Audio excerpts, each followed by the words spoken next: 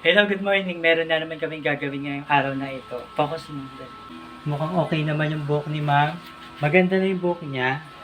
So, ang gagawin natin, kukulayan natin and then, ire-reband. So, ang ganda ng buhok niya kasi parang may lahing Chinese si ma'am.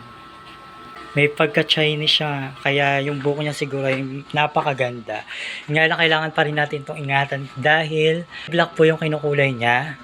So, ito matagal na rin namin siyang client. And shout out nga pala kay Ate Ninya, yung anak ni ma'am. Ingat ka dyan ate, sa Korea po ba?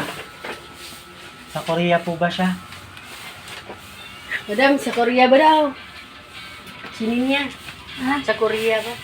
Taiwan. Sa Taiwan pala. Shout out kay Ate Ninya. Siya po yung nag-i-sponsor kay mother. Sana all.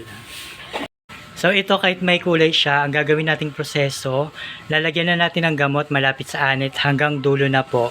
Medyo mas manipis lang dito sa mga part na may kulay.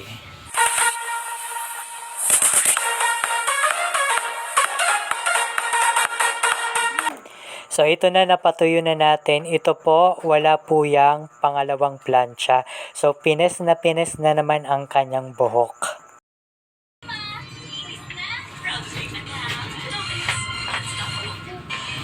Okay na po. Salamat. Sige po. Sige po, okay lang.